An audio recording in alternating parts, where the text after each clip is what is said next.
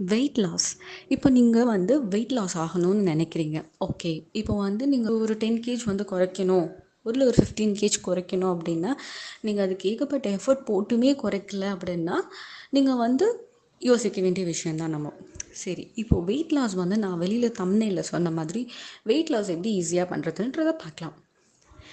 Wait லாஸ்ங்கிறது வந்து சொல்லும்போது ஈஸியாக இருக்கும். பட் நம்ம அதை ஃபாலோ பண்ணும்போது ரொம்ப கஷ்டமான விஷயம் தான். இப்போ நீங்கள் வந்து ஒரு வெளியிலேயே வந்து ஒரு இந்த வெயிட்லாம் குறைக்கிறதுக்கான இதுக்கே நீங்கள் போனாலுமே, அந்த மாதிரி இடத்துக்கு போனாலுமே நீங்கள் வந்து அவங்க சொல்கிற சில விஷயம் நீங்கள் ஃபாலோ பண்ணால் மட்டும்தான் வெயிட் குறையும். அதுவே வந்து நம்மளுக்கு கஷ்டம்தான். அப்படின்னு பார்க்க போனால் எல்லாமே கஷ்டத்துக்கு வந்து நீங்கள் வீட்டில் குறைக்க முடியுன்ற ஒரு வெயிட் லாஸ்ன்னும் போது நீங்கள் தாராளமாக வீட்டிலேயே குறைக்கலாம். அதாவது ஒரு 5 to 10 கேஜ் வீட்லேயே வந்து நீங்கள் தாராளமாக ஈஸியாக குறைக்கலான்னும் போது